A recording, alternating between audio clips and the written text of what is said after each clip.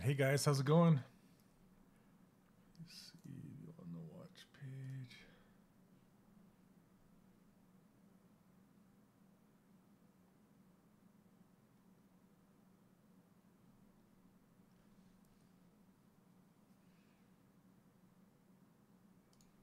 Mute this one, mute this one.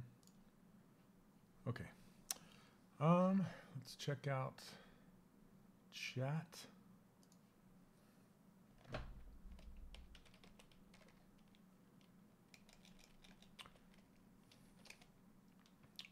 Hey guys. All right. So how's everybody doing on this Friday? Decided to do a Q&A session. I think Jose had a lot of questions earlier this week during the student live Q&A. I just wanted to address them and make sure that I got those questions answered. So are there any questions that you guys have today for me? I kind of wish I could. I should do these as a Zoom webinar so I can pull you guys in, but I'm still kind of debating which ones to do between Zoom or YouTube. I like YouTube because it automatically records these things and just puts them up on YouTube for you guys to watch after the fact. But freezing, yeah, it's there's snow on the ground here. I think there's still about a good 7 inches of snow on the ground outside here. How you guys doing? You can switch over to this view. I just have ZBrush open, not really doing much with it right now. But if you guys want to see anything, have any specific things you want me to show you, or a character you want me to look at, or anything like that, I'm open. So I'm kind of free flowing today. Whatever you guys have. So hit me.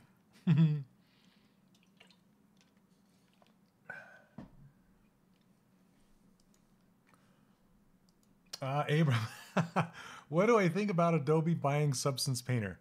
That is a great question. That's a great question. And it's more of an opinion question, obviously.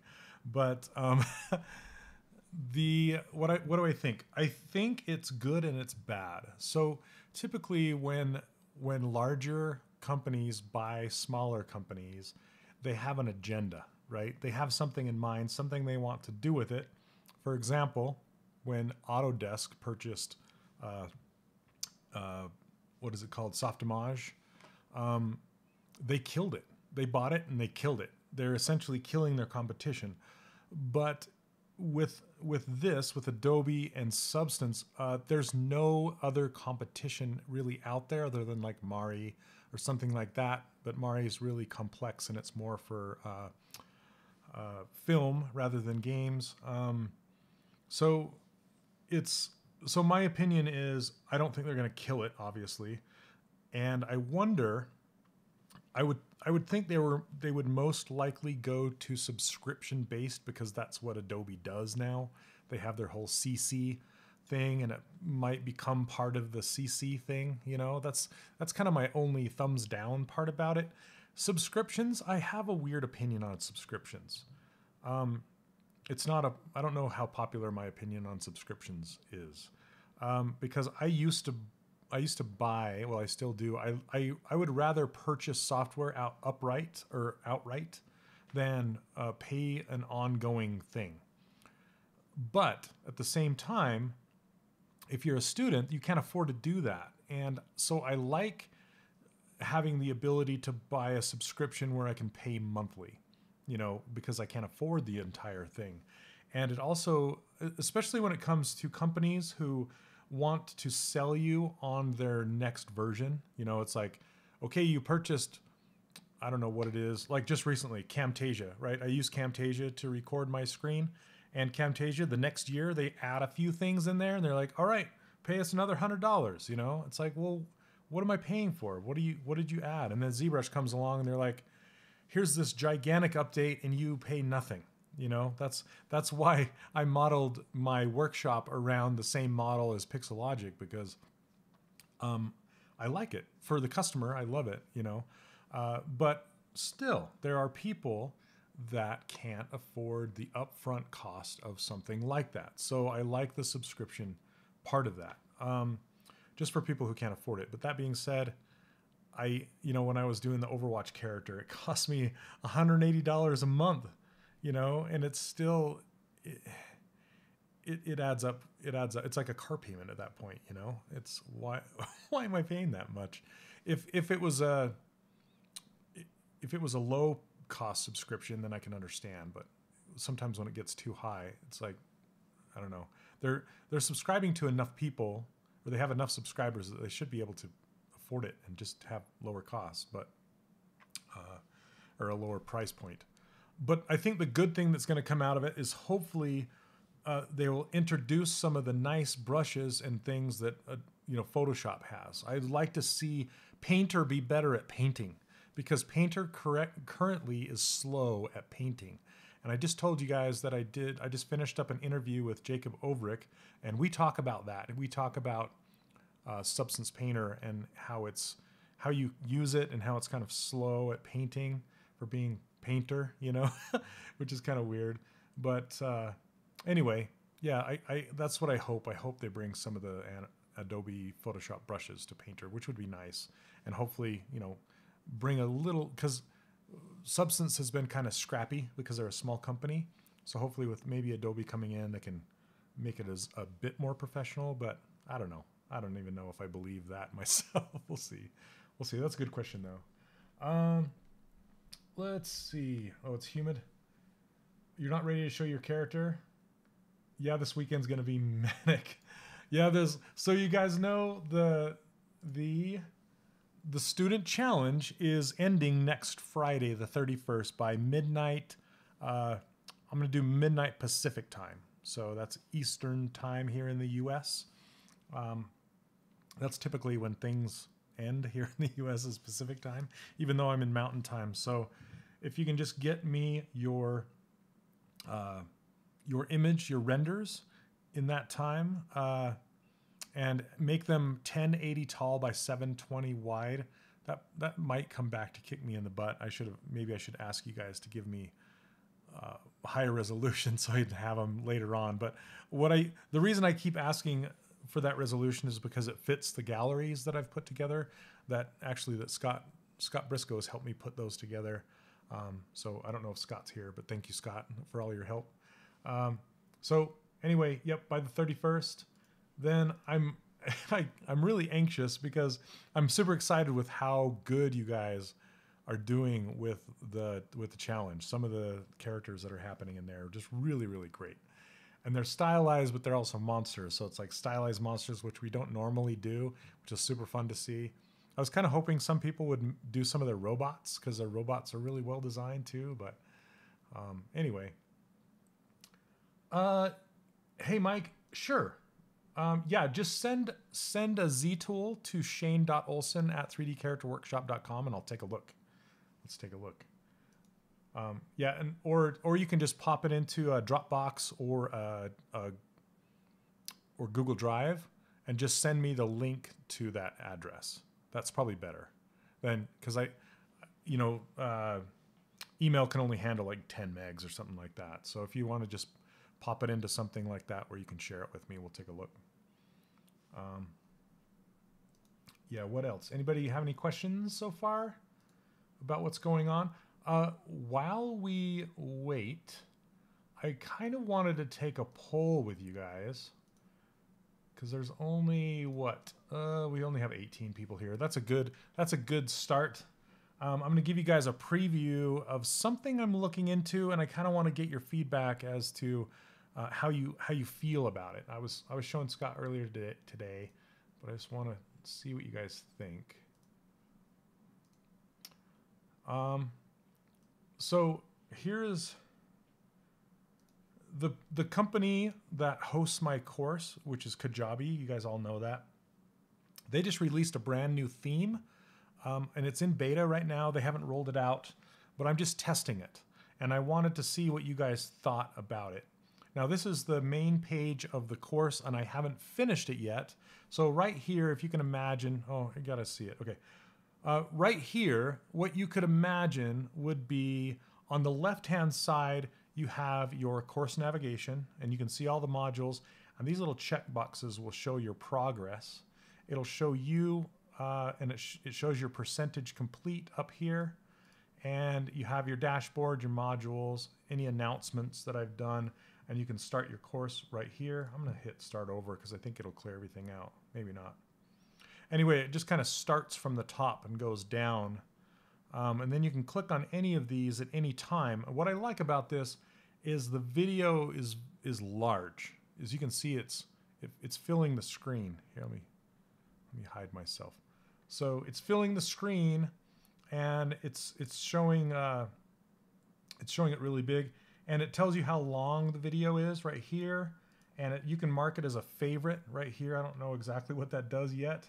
And then you can click lesson complete right here, and then there's an arrow navigation to go to the next lesson right here. And then let's see. Oh, this one doesn't have a video. Let me just click down in here. Okay, so here's the next one of the other videos, and you can see all the text down in the body down here.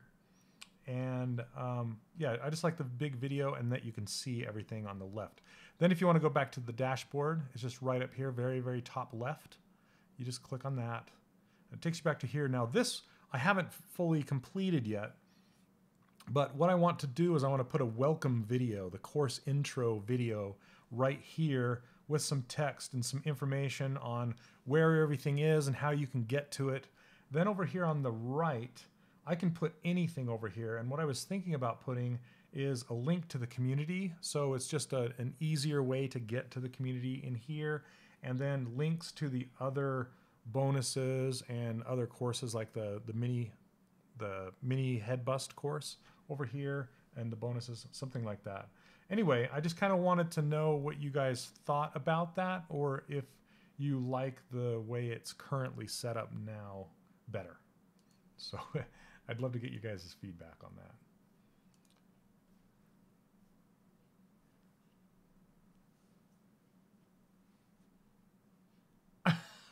Donna, oh, that's funny. It's up to you. Whatever you want to do. If you want me to look at it in front of everyone and kind of point at things, then send it away. Okay, let's see. Mike, I got your email. I'm grabbing it really quick.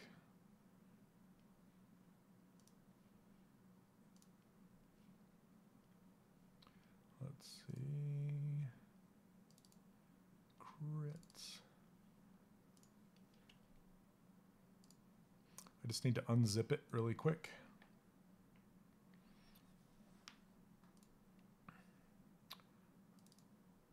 Crits, and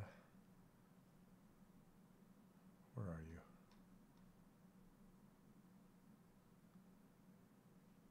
Oh, come on. Sorry.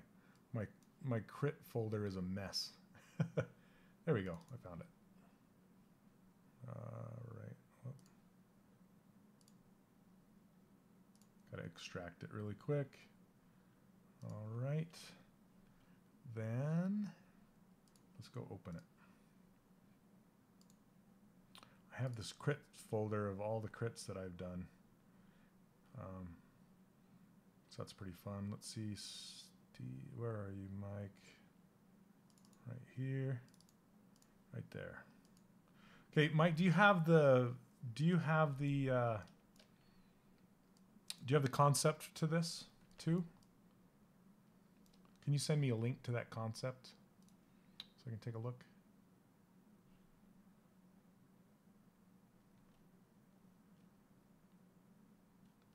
Okay. Yeah, please feel free to tell me. So what don't you like about the navigation, Donna? I'm just curious, because I can give that navigation feedback back to them. Okay, so the first thing, Mike, I can tell you about this is I would keep the objects separate by material. So a few things I would break apart off of this.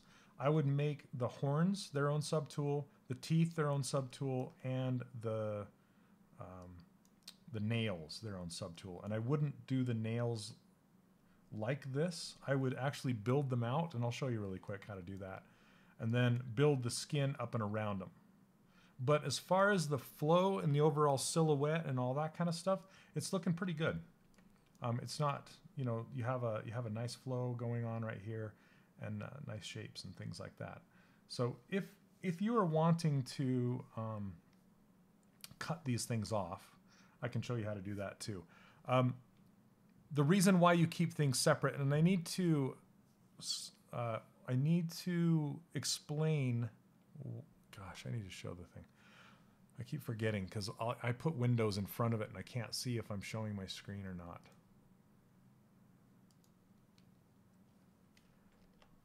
Okay, you just sent an email.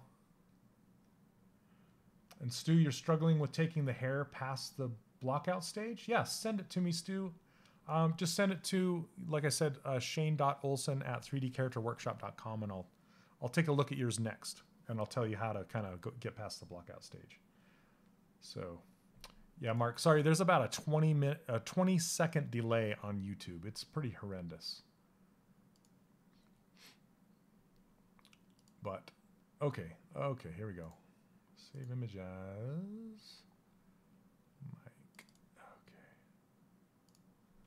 Okay, let's get this in here. Go to texture, import. Is it this one? Yep, okay, here we go. Not inverse. Okay, let's turn up the opacity on this guy. He's super cute, awesome. Okay, yep, you've done a really great job with the shapes, figuring out the shapes. I would take the armpits higher. So see how your armpits are quite low. So, and in order to do that, to build it when you're blocking it out, I'm kind of doing the same thing with the sirloin character on the student live stream, is lifting his arms a little more and allowing some space. So I know when they're hanging down like that, they tend to meld into the body easier. So you want to make sure you raise the arms and put it in more of a neutral pose, and then move them down when you're finally in your pose stage. Okay, but for these antlers, yeah, you've done a good job with them. So to cut them off, the reason you want to cut them off and have them as separate subtools is because eventually you'll want to apply a separate type of material onto them, because they're made of a separate thing, right? It's made of bone instead of flesh. So you want to keep all your flesh separate and all your bones separate and your eyes separate, all that kind of stuff. So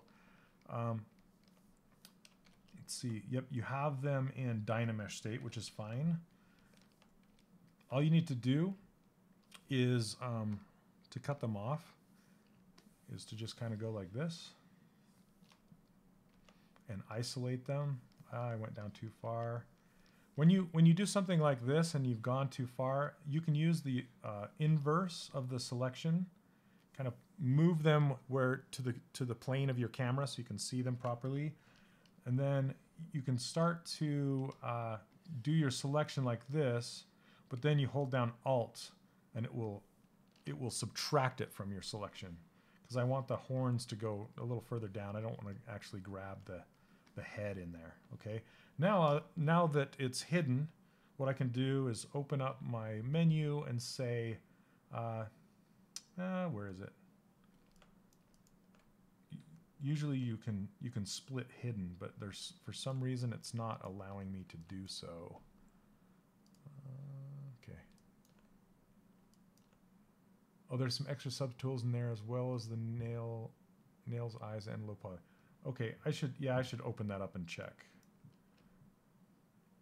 So we're gonna put this all in one poly group and put this. Oh, it looks like you already have poly groups, and I'll just use that to split them off. Because I saw you had your poly group a little higher up on here, but you want to embed the horns into the head, right? So it's gonna cross over there a little bit. Okay. Let's see, we got this one.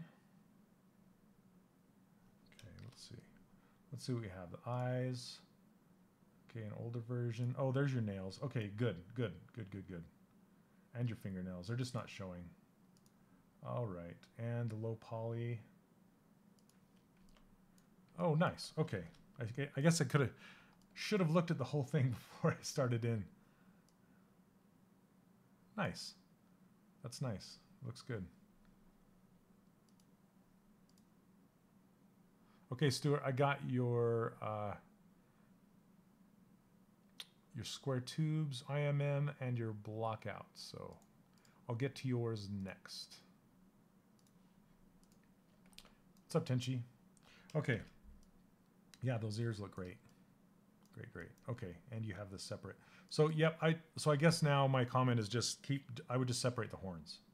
It looks like you have done the separation of the other things good.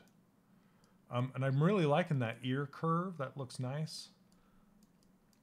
Like I said, I would just raise the armpit. And then what I'd do is I'd clean up this body with Z-Remesher and then do the projection to start doing all this detail work when you want to do that. And then I'd cut off the teeth. So let's see. But I don't want to cut off the trunk. The trunk is part of this part of the flesh, so I want to keep that together. Okay, so let's see. I want to hide this and that, and make this one poly group. Okay, and then I want to split off the other thing. So let's see if it'll let me do it now. Nope, it won't. Okay, that's okay. Let's do this. Group split. Okay, I'm going to group split these things. You cheated. Did you take it somewhere else? I'll show you. I'll show you really quick. Basically, I would do a temporary shape in there and then just draw the ears on top of that temporary shape. That's how you can get that nice whippy flow. You could do that you could honestly do it anywhere. But if you want to stay in ZBrush, there's a way to do it. Okay, so now that I have the teeth, or the tusks, whatever you want to call them, and the antlers broken off, basically all we have left now is this. And what we'll want to do is fill these holes before we do a Z-Remesh on it. So we can just do close holes. Oh, it's got multiple subdivision levels. Okay, we're going to go down. So you hardly ever want to add subdivision levels to a Dynamesh mesh because they don't play well with each other. So let's delete that. That's probably why split hidden wasn't working, because a lot of functionality will stop working once you add a subdivision level, a real subdivision level. It'll just cut you off from doing certain things like splitting hidden and things like that. Okay, so now we can do, or close holes. Close holes wouldn't work. So let's close these holes and let's zoom in. You can see what it did here. See that? Close those holes and close the tusks off. And I just want to go in here and smooth it out now. Poor guy, huh? Let's make sure spotlight projection's turned off. And we're just going to smooth this, just smooth the detail out of it. And smooth the detail out of this.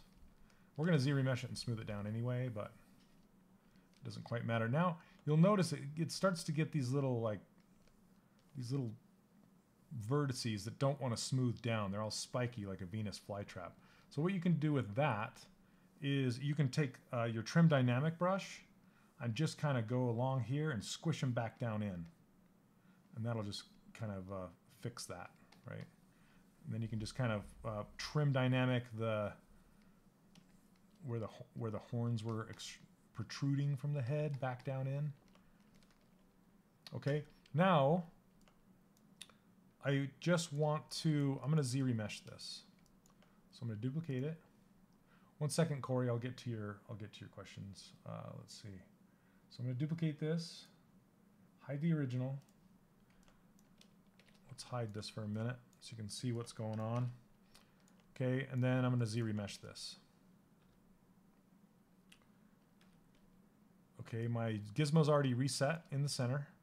So now I'm just going to do a remesh by Z-remesher. Pull out the X symmetry cone and just pull this up to, I'm just going to try about, what am I going to try? Maybe about 12, let's go 17,000.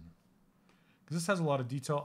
I'm probably going to have to redo the detail around the nails. Those are going to get lost. But at least I'll have something to start with. And the reason I'm doing this is because I want to, it's kind of the new workflow. It's the, I don't use Dynamesh anymore because it's kind of hard to work with. It's much easier to work with the Z-remesher mesh because it's, let's see what it did for us. It's just smoother. It's easier to keep your mesh smooth. And it's easier to work with. It's easier to make large adjustments. Okay, so you can see what's happening down in these hands. I'm going to really need to cut in there and get rid of the bridge that it's creating now. Let me see. Yeah, see, it's just creating that bridge. So let's can I not redo this? There we go. Okay, so now that we have this, we can accept it, which is fine. Let's hit accept. And now we have a mesh that's a little easier to work with. So for example, for these armpits, we can just come right in here and pull them up into the body more. Let's turn on symmetry.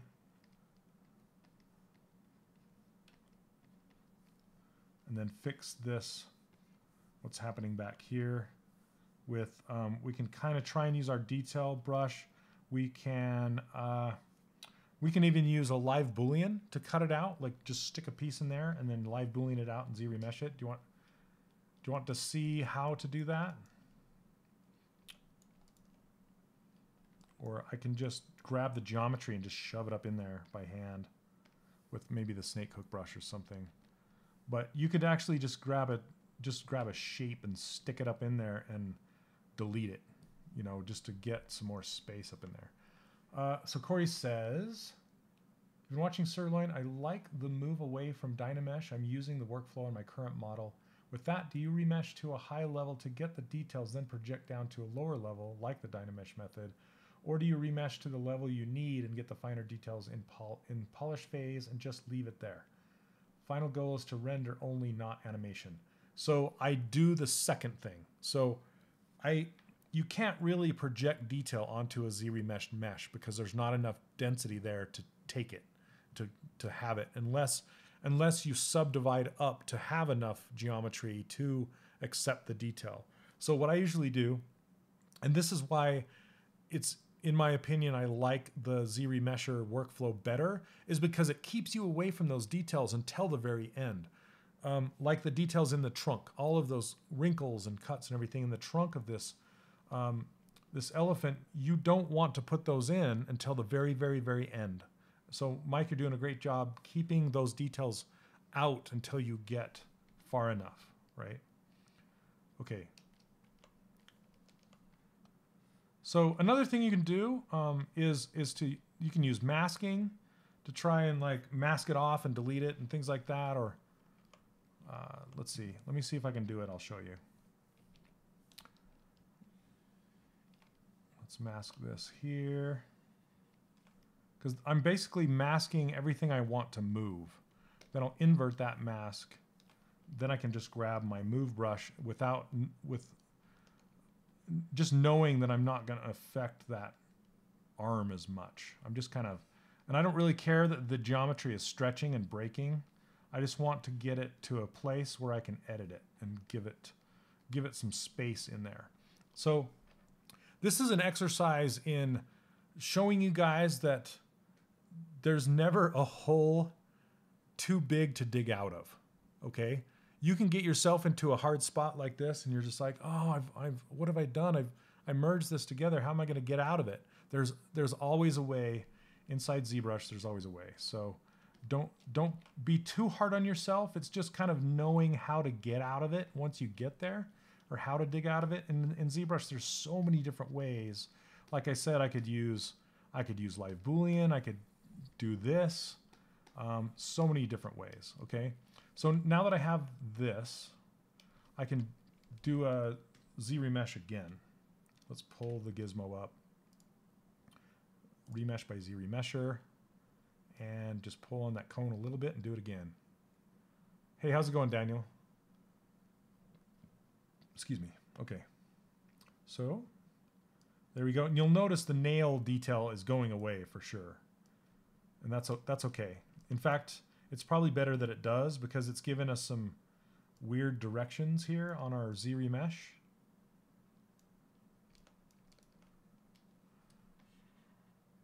Okay, so now that we have that, we can hit accept. And we can even smooth down this nail detail and then bring it back later. Doesn't matter. But you can see now that it's the Z-remesher has kind of cleaned up this stuff underneath. And here's something that's so good. This is what I really like the Z-remesher workflow for, is now that I have this and I have the armpit high enough, or higher, you know, I can come in here and inflate it back, and so it overlaps again.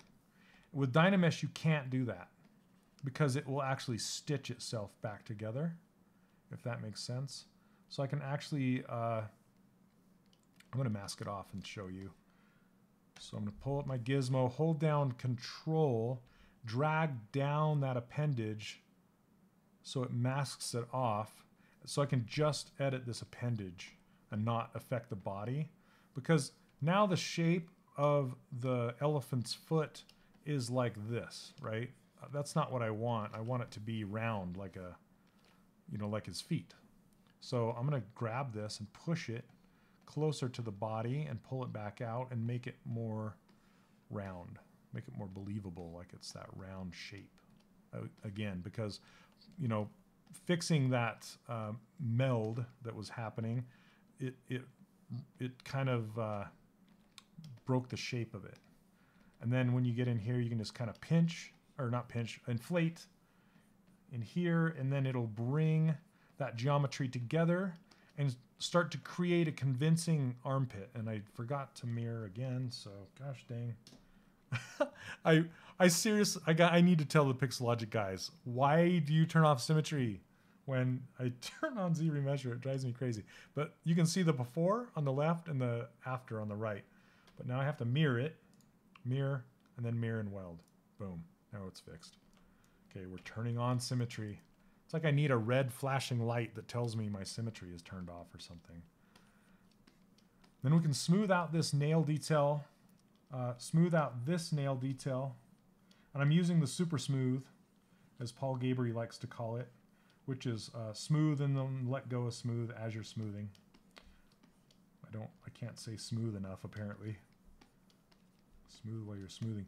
Now to get rid of some of these kind of pinches around here, I'm going to use the pinch brush to just make an edge around here like this, to give Z-remesher something to follow. Like this. Okay, and I'm going to do the same thing with the hand, or whatever you want to call it. Do elephants have hands? And just kind of give Z-remesher again something to follow. I was going to say you can also use this masking technique. So basically, I can't get in here to put my crease around this foot. So now you're like, okay, how can I get to that? Well, you need to use polygroups to get in there to use it. So you can, I'll just show you. So what you can do is hold down Control, just like I did before, and mask down that appendage like this. Let go. Invert that. Come on, invert. There we go. And then hit Control W, which is going to put that hand into its own polygroup. Now I can isolate that polygroup like this. And now I can get to the back side of that hand. That's why I love polygroups. I love them. You can't do that in Maya or other programs, you know. Polygroups are great. So I still have my pinch brush. I'm just going to kind of go around like this. Get that crease going. There we go. And if you want any other, you know, if you want the Z-remesher to flow anywhere else, like around this eye, you can change your geometry temporarily just to drive that Z-remesher. And I've shown that before, but I can show it again. I'm gonna do a pinch around here. Now it's not, I need to tell you guys that Z-remesher does not follow a pinch. So what I mean by that is if I were to pinch this geometry like this down the body, it's going to ignore it. Okay? It's totally just going to ignore that, because what Z-remesher pays attention to are peaks and valleys, not pinch geometry. So just I'm basically taking this geometry and using pinch on it just to make a peak around there. So it's not, I'm not really paying attention to the geometry being pushed together closer. I'm just paying more attention to, I'm trying to make a peak there for it to follow.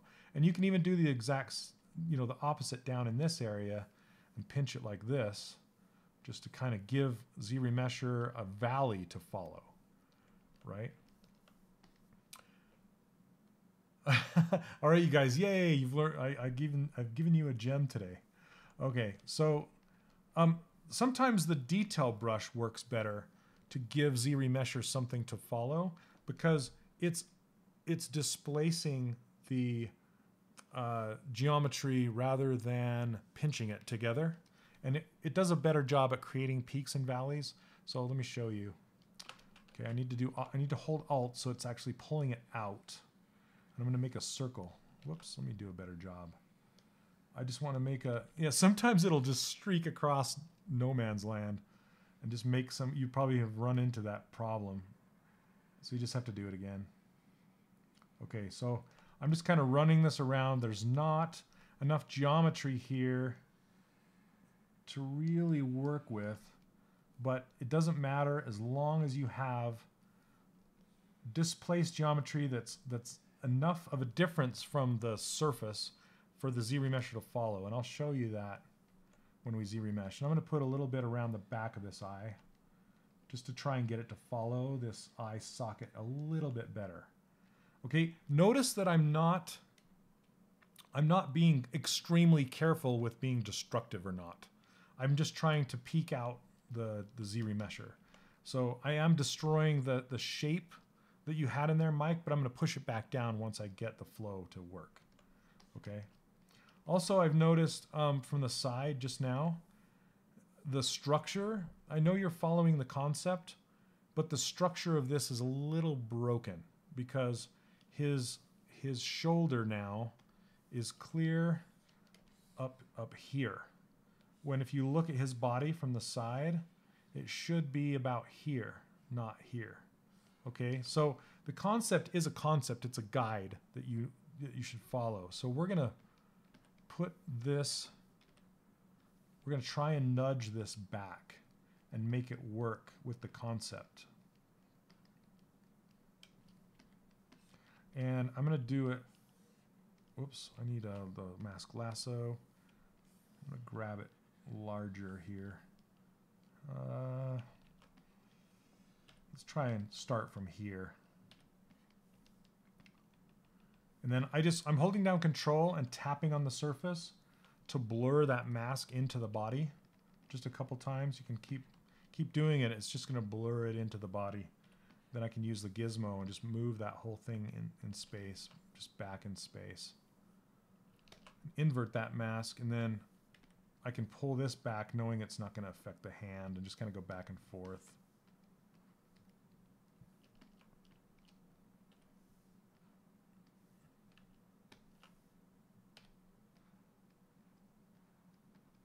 Yeah, something like that.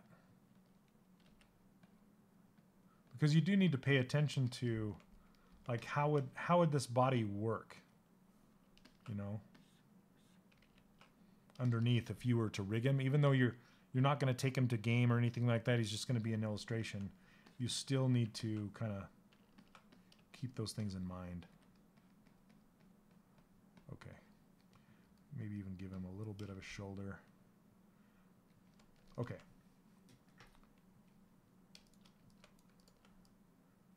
Okay, let's try this.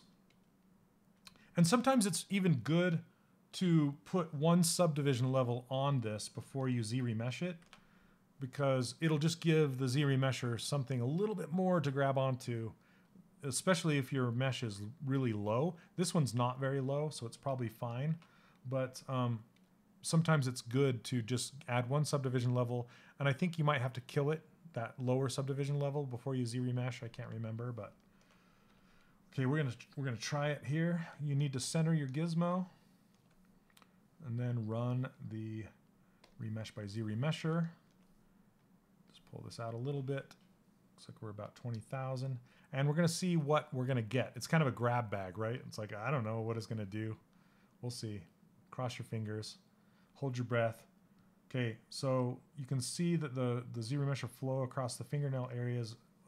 Looks like I didn't clean this one up as well, but it's just looking a lot cleaner, and it's kind of flowing around. It looks like I could do a better job. Let me undo that. Okay, so that's what you get with the single level of mesh that we had. I did that Z-remesher without putting an additional subdivision. So now I'm going to put an additional subdivision because this was too low for Z-remesher to use.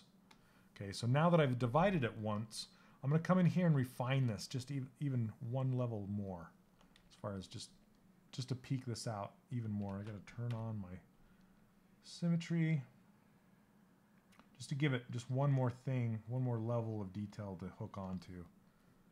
Okay, let's try that. And now that I know that it didn't follow these toes as well, come across here, and I'm just going to use my clip curve brush. Clip curve. And we're just going to flatten this out a little bit. There we go. And then clean this up right here that Z-remesher was sticking to. You can even use polish. Just polish that out. Try and clean it up a little better. And then you can clean it up again after you've Z-remeshed it. That's the beauty of the Z-remesher. Okay, so let's do it again. So exciting, right? What are we going to get? Yep, you have to. So I just wanted to try it. You do have to delete the lower subdivision level if you're going to Z-remesh. So that's another thing that doesn't work with subdivision levels. So let's delete lower. Turn on our geometry. This is every time you subdivide, it's going to quadruple your poly count. You should probably already know that, but if you didn't, that's what happens. Okay. Let's pull it out a little bit. Poor tuskless elephant. You can add the extra detail you wanted only to the certain areas you're having the issue before remesh with Sculptris Pro. Yeah, so Sculptris Pro, I don't think I quite understand your question, Randy. Can you add the extra detail you wanted before you remesh? Yeah, you can. You can add just, work with just the areas that you need to change. Okay. So here's this. Now look at, so it's much better and cleaner back here. So let's accept that. Accept. Okay. There we go. Now we have gotten a little, see that edge? Let me change to a different material so you can see it better. See this little edge that we've now gotten from the masking? So we can come in here and just clean these things up. And sometimes Z-remesher, oh my gosh. Let's do that again with symmetry on. Okay. That always happens when I'm demoing too, forgetting the symmetry. Okay, so let's turn on everything else so we can kind of see how it's working. Okay. So now we have this cleaned up mesh. I've pulled the arms back a little bit, which means we're going to have to take these nails move them back as well. Come on, nails. Why don't you select toenails, fingernails? Just move them back in space.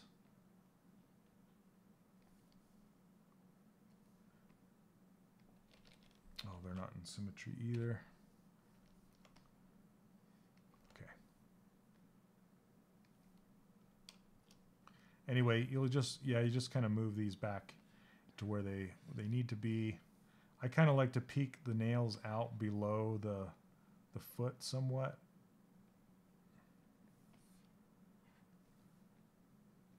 So you can see them. Then you can come back and adjust the geometry of the body to match, to fit like this. Okay, so now that we're here, you can kind of see it gives you a better,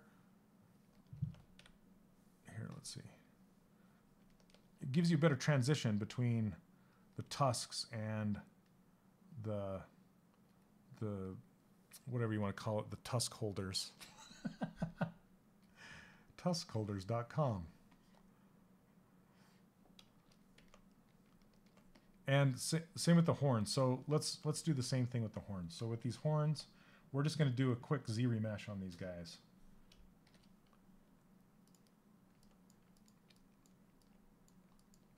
Add the detail instead of subdividing. Oh, no, I actually subdivide. So I just stay out of the details. I stay away from the details until I'm like, I just make that mental decision in my work process that I'm like, okay, I'm ready to add details now. I feel good about the base forms, the base structure, everything is there that I want to have in place. Like it's feeling good proportionally. I think I'm ready to add detail now. I don't go into Sculptris Pro at that point. I will subdivide the geometry typically. Once in a while, I'll do Sculptris Pro, but I'm more comfortable hitting the old subdivide button and going up.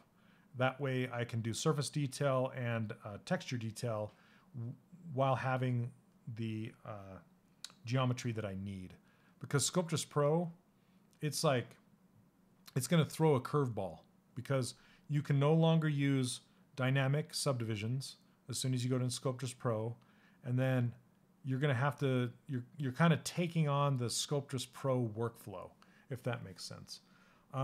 For something like, if you're still in that low resolution working mode, like I was with Sirloin on Friday, and I'm running out of geometry, like by the eye socket, you're running out of geometry and you don't want a Z remesh. At that point, I don't chalk it up as adding more detail. I chalk it up to, I don't have enough geometry here to define my forms.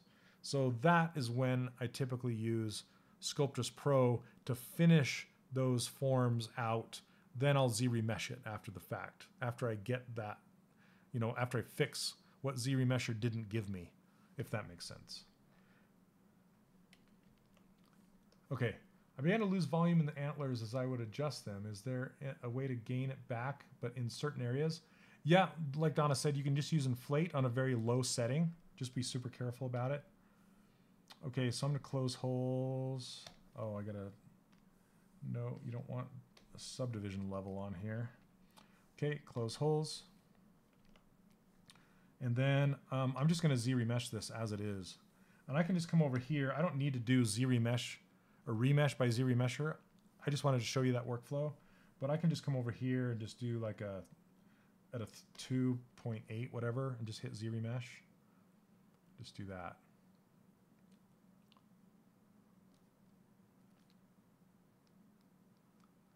Numeric inflate balloon. Yeah, so inflate balloon, I can show you that too. So I just Z remesh this. Now I can come in here and just clean this end up and do it again. See, it's kind of messy. And I'm just kind of just shrinking this down. Okay, and let's Z remesh again. And every time you Z remesh, it slightly shrinks it. Just slightly. So yeah, what you can do is come under the deformation palette right here, and there's either inflate or inflate balloon, and I usually just use inflate, and you can just crank it up. See how it does that? You can just either type it in like a 3 or something, and just inflate it ever so much, just barely.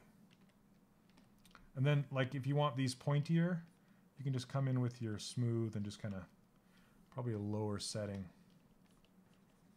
and just smooth them down, and they'll get pointier. That way you can inflate the main part of the antler and still keep them pointy. Hey, what's up, Dan? Horns. Okay. So then I can turn on dynamic. And then now that I have this, and this is another good reason to break them off, is because if you think about how horns work, horns are part of the skull. Like they're actually attached right to the skull. Then the skin goes up and around where it attaches. So it's like a tooth, and like, you know, gums grow right up to where the tooth is coming out of the head. So you can take this and just push it right into the head instead of merging it with the head. You want it in the head, so you have a nice transition between the two objects, if that makes sense. And then you can clean this up and keep it smooth and keep it clean. Yeah. So does that make sense, Mike? Does that workflow help you at all? So now what we have is kind of similar to what you had before, but now we fixed the armpit issue. We could even come in here with the inflate and just inflate this guy out a little bit more.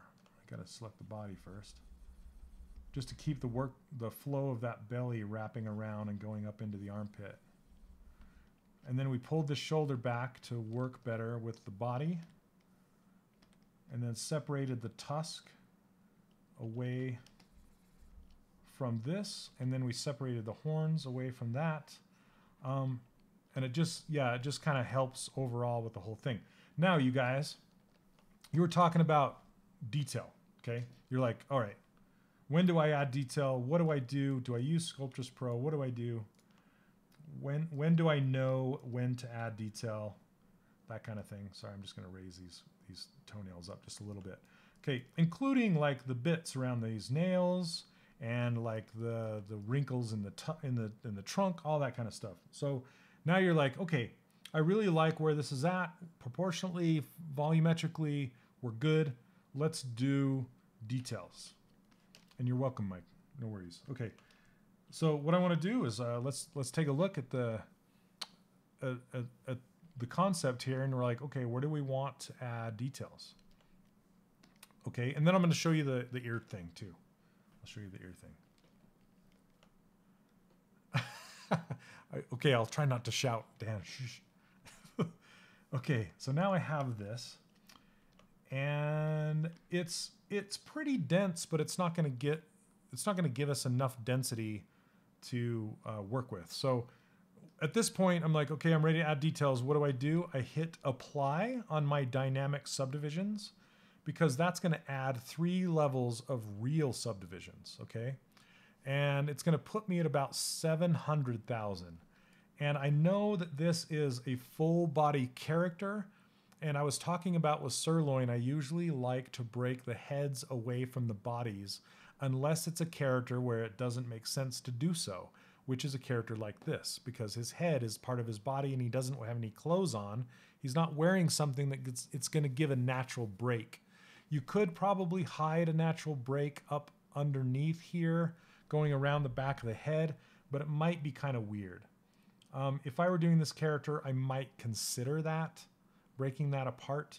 But for now, we're just going to do what you have. And the reason why is because I mentioned during the student-only live stream, every subtool has a cap, okay? And that cap is about 5 million. Okay, and it's a soft cap. You can go much higher than that, but your machine's going to slow down and your files are going to be gigantic. So what I find is it's best to have your subtools be around 1 or 2 million for the ones where you need the detail. Okay, each subtool, that doesn't mean every single subtool is sitting around 1 million. I'm talking about the subtools that require the detail are around 1, 2, 3, 4, maximum 5-ish detail. You can go as high as 8 without your machine struggling, but just you want to just kind of be careful, okay? And how you can kind of get more detail out of it is by splitting your character up into more subtools, because that cap is per subtool, not per file, okay? So I hope that makes sense. So if I'm running out of detail with this guy, there's a good chance you might want to break his head away from his body so you can get more detail. But right now he's sitting at 700,000, so I'm going to divide that one more time. So it's going to put it up to 3 million, okay? We're at 3 million. That should give us enough detail, enough density to cut in this detail. Okay, so now you can start coming in here and like using the detail brush just like you were before, and you know, just kind of, let's see, just doing something like this, and I'm going from thin, like I'm using that thin to thick, you know, ratio, so it's thin down here and it's getting wider as it goes up. Then I can either come down here and go back, but again, I've talked to you guys about this before, but everybody has like one good arc in their hand, right? And since I'm right-handed, it's from my elbow to my wrist. This is my arc. And if I'm drawing this, that's going against that arc. So what I like to do is flip this around and get it so the arc in my hand is more natural, so I can draw a better line coming into it. That way I only have to draw it once. And it's nice and clean. And there you go. And then you can come back in here and do the opposite on the back side. Start big and then get small again. Like that.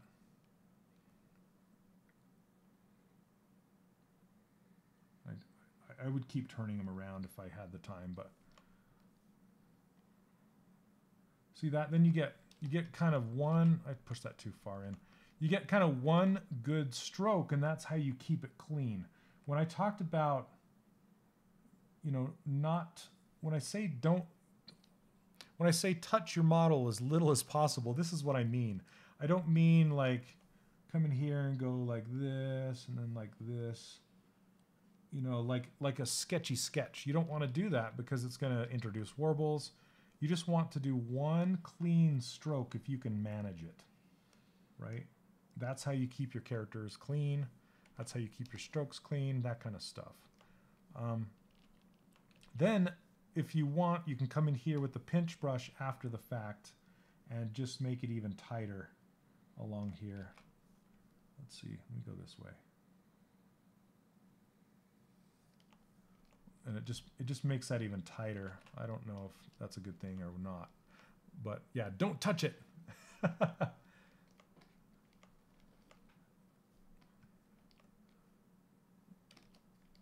Okay, yep, super clean, super clean.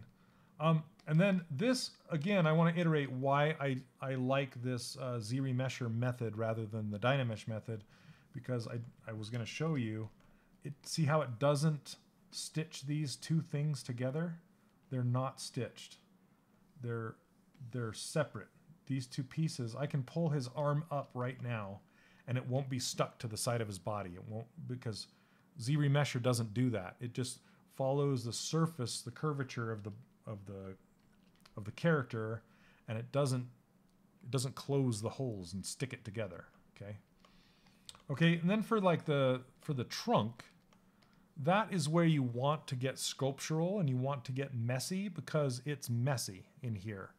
Okay, so you can get this detail brush, turn off symmetry, and this is the part where you can really start to have fun with it and just start drawing in your wrinkles.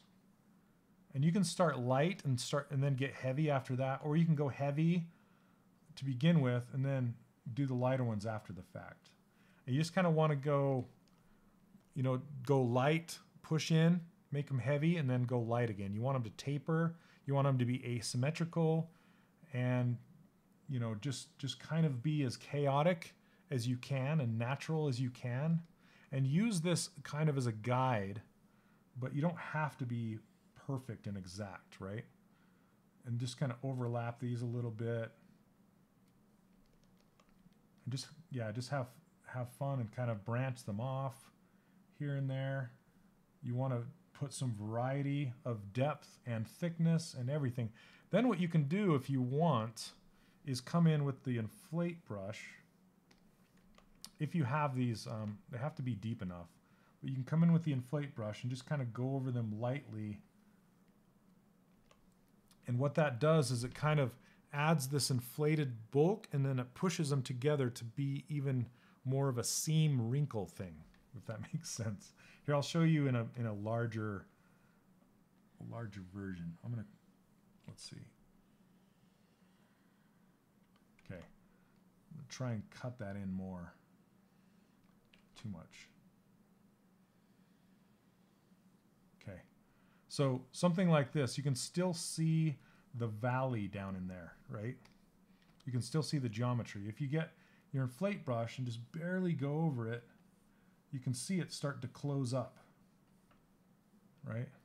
You just need to be careful and not, because you don't want to, inflate will also inflate the material around it and create this bulge on either side of that wrinkle, and that's what you don't want to do. But it's just something else that you can do to kind of get that to work. Okay, let's see.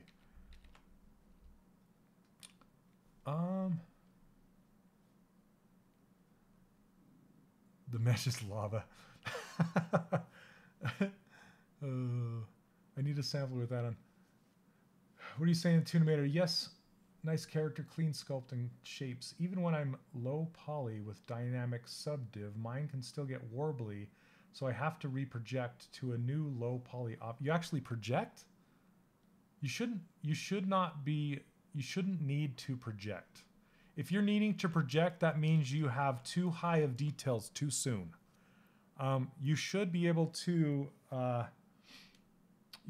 manage a low poly mesh just with the move brush and the smooth brush until you're ready for detail.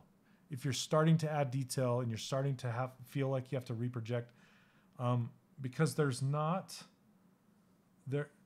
What am I trying to say? There shouldn't be enough detail in there to need to reproject. That's kind of what what I'm trying to say in a nutshell. Also, let's see his head. I just saw this. His head, it looks like you have it kind of wide and square, where this is small and round. So even after you've added detail like this and you have subdivision levels, this is the reason I don't go into Sculptris Pro mode and I actually just do a high level,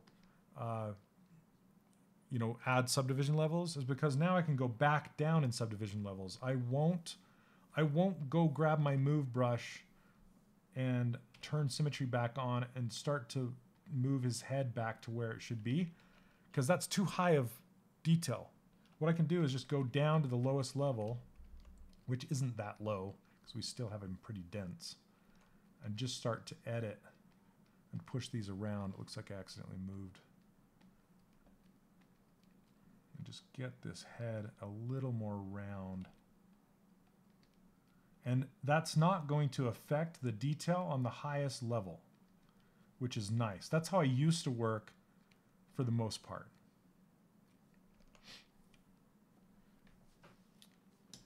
Oh, Mike, don't, it wasn't trash before. Jeez. Stop it. I just reworked some of the transitions and things like that. Also, see how it has this deep valley going into the horn area? You can come in here. This is where the fill brush sings, okay? This is what the fill brush is used for. The fill brush doesn't work very well on low resolution meshes, and it works extremely well on high resolution meshes. So right in here, I can come in here and just fill this area with the fill brush and check that out. I feel like I'm demoing some kind of kitchen appliance.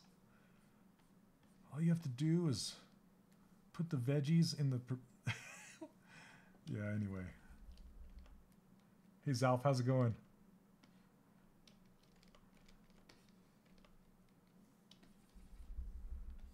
Okay.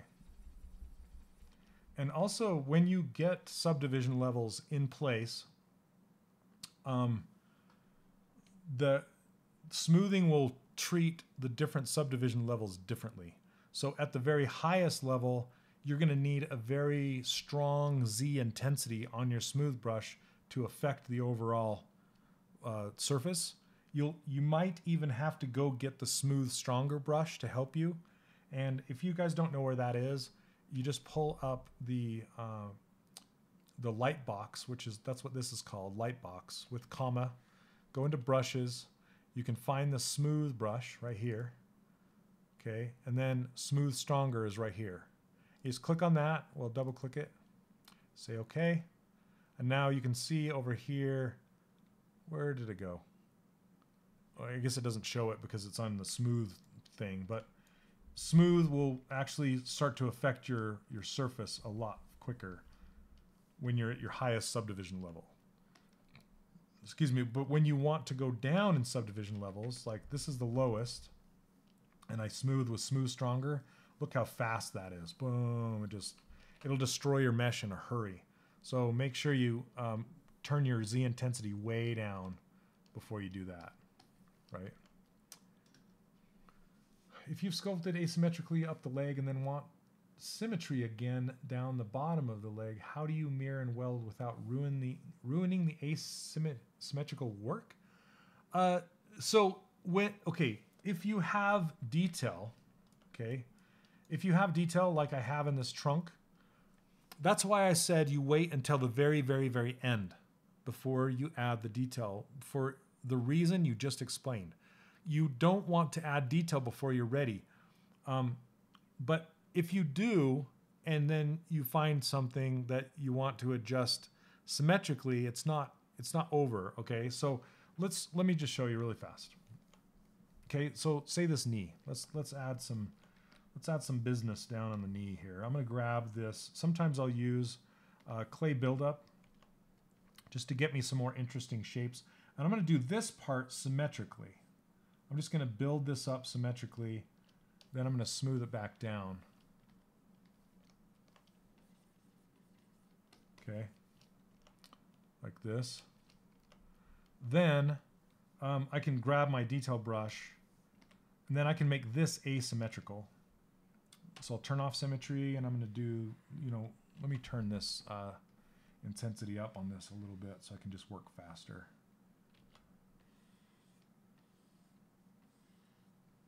So I'm just going to make these aren't the best. I'm just kind of trying to prove a point here. Okay, so that's like the worst detail on a knee. And then we'll do this knee differently because it's asymmetrical.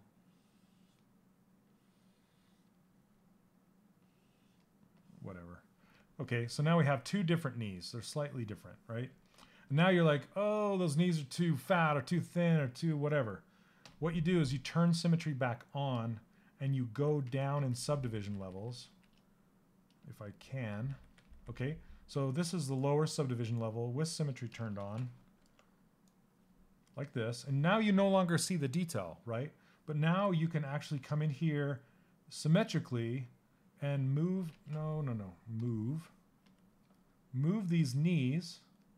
Like, I'm just gonna make them bow-legged for demo purposes. Okay, and then you just go back up in subdivision levels, and that detail is still there. So that's how you can do it without destroying your detail or having to mirror it across, okay? So just, if you're gonna make large adjustments like that, just go down to your lowest subdivision level, make your large adjustments symmetrically, and then go back up, if that makes sense. Does that answer your question? Hey, Stubborn, I actually answered that question the very first thing when I started this Q&A. Somebody else asked me. So just watch the replay and you'll see my answer to that. Okay. Does that answer your question, Tenchi? Let me know. At this point, so that's another thing is as soon as you add real subdivision levels, your mirror and weld will no longer work. Mirror and weld is shut off to you. You can't use it anymore. You would have to destroy your subdivision levels and redo your Z-remesher and all that kind of stuff. That's why, again, I can't hit you on the head enough with this hammer, is wait until the very end before you add the detail, okay? Wait till the very end before you add the subdivision levels. And that's like your biggest takeaway for today, okay?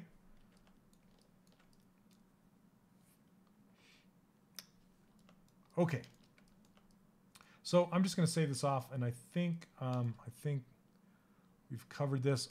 One more thing, Mike, with these antlers, I feel like the distance between here and here is too great. So I would shrink that distance up quite a bit. And what's nice about having this be a Z-remeshed mesh is you can just put your gizmo right here and just turn it so that green arrow is pointing down the length of the thing. Well, I want to move it into the head, like I just move it in like that, right? Whoop. Then there's less distance, and you can just move it around and line it back up, and then go back in there and just kind of, if you want to, inside the head, just fix it, you know, so it's not like way in there doing weird things. Oh, Emma, really? You had no idea, and he was wondering why you couldn't mirror and weld something.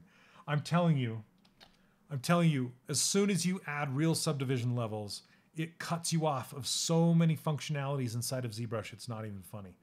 That's why it's best to stay in Z-remesher with dynamic subdivision mode as long as possible, okay? Just, I mean, 95% of the time you should be in that mode, and save your little surface details till that last 5%, last 10%, 5%. I know you guys, that's the biggest thing. It's like it takes all the willpower to wait until that long, wait till the very end, because it's the fun part. It's really fun to go in there and add all those little wrinkles, right? And add all the little surface detail, like all these little dots and things and shiny spots and all the fun stuff. But just force yourself to wait until the very, very, very end to do all that stuff.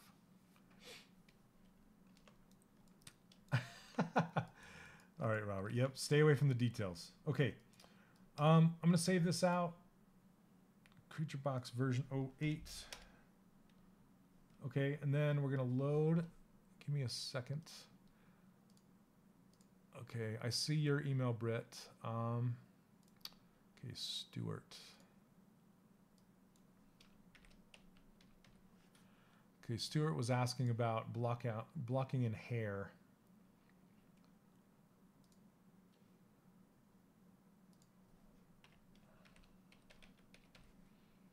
And with square tubes brush. Okay, and then I'm grabbing yours, Britt, right now. Okay. So, sorry it's really good, Mike, but it took me a little bit to give you all those crits. I think it was really good information there. So, okay, Stuart, let's see. Stuart, is it this one? No, I thought I just named it Stuart. What did I name it? There's your IMM brush. Where did I put it? Hold on. Gosh dang.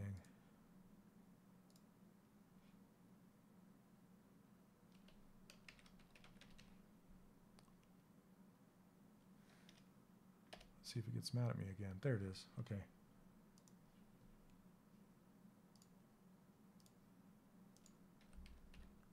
There it is. All right, let's take a look. Switch. Oh yeah, this guy. This guy's great. Okay.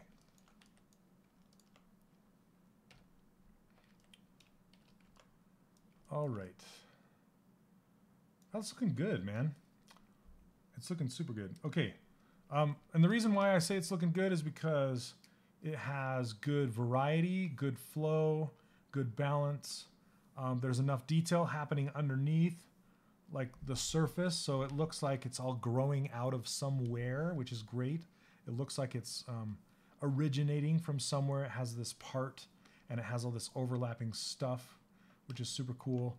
So what I would do from here, so what level of detail are you wanting to take this hair to? Go back to the questions.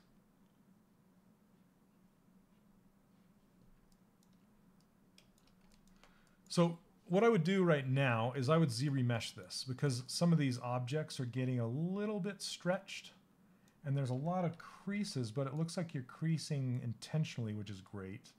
And the Z-remesher might destroy those creases. But are you wanting to like just add more detail to this hair?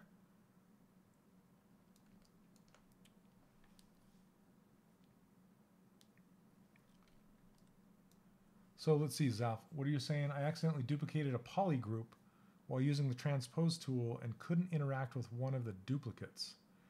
It just stayed on the screen. I couldn't delete or undo or get rid of it. Is it a bug? No, it's not. Most likely what you did is you may have snapshotted it down to the canvas. So when you did that, just hit Control N, and that will clear out your canvas. Okay, so and a snapshot, how you typically do a snapshot is you hit Shift S. See that? And so did it act like this? It's like, I can't move that. I can't do anything with it. I can't undo it. Just hit Control N for new, and that will clear it. Okay, you have some more hair subtools in there if you'd like to see what I tried. Okay, yeah. Okay, let's see. You got this? Okay, you got. Let me just solo these guys. Oh, these hair strands. Got you. Okay. So is this what you started with? Or are you just trying to do it cleaner with that cube? Okay. I don't know why it's so big.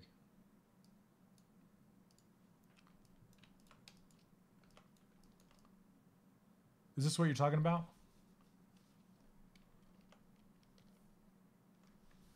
Anthony, yeah, if I can get to it today, sure. So what I'm thinking about doing with these Q&A sessions is going every other week on Fridays. Or I might go later in the day on Wednesdays. I'm not sure, like after, so if I do the student live stream at the current time that I'm doing the live stream and then doing a Q&A later that night, I'm trying to find the best time to do them. I might send out another poll for the Q&A and how often, I'm not sure. So we'll see. We'll see how that goes. Okay, I'm going to just center this and kind of shrink it down.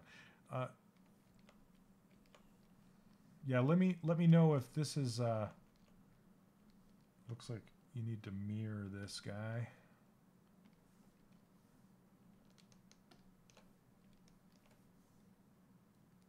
Or you scaled up the head trying to lay down tubes, so it might make more sense with the other strand subtool visible. Okay. I was scaling this down and just matching it here.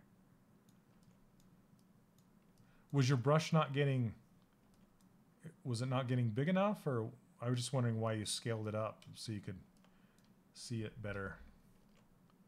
Because it really doesn't matter. The only thing that matters whether your head is scaled up or not is how big or small you can get your brush. But a way to get around that, the way you can get around that, say you had a brush and you could only get it this small, is that, would you, if you wanted to get it smaller than this, or if you wanted to get it bigger than this, I guess I don't know why you would, maybe tell me why you would want to scale up the head to try and get the tubes to work. Let's approach your problems one thing at a time so I can kind of understand. Because let's see. I guess what I must like is for it to look like Brandon Lawless made. Okay. Okay. Let's take a look at what you're trying to go for here.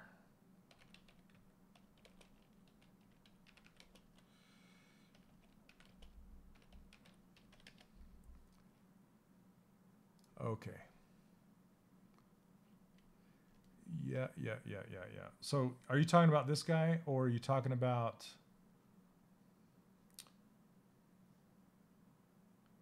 Is like something like this? Is that kind of level of detail? Or is there a particular one that you were looking at?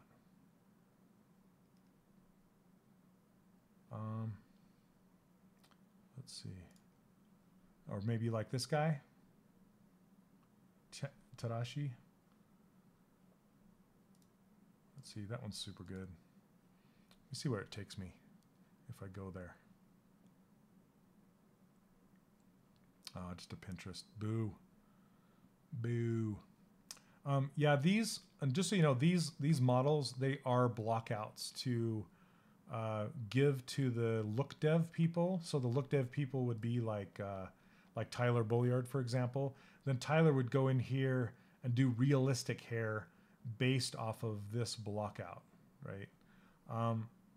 But essentially what you have already is what I would tune. I don't think I would go back in there and try and redo it with these tubes, because the reason why I say that is because what you have is already great because it has so much life to it. I think what you're trying to do with the tubes is refine it, which is taking some of the life out of it, in my opinion. So let's just play with this and I'll show you what I'm talking about. Okay, because I think just what you have going is so nice already. There's a few things I would change, of course, but the blockout feels good. Okay, so let's...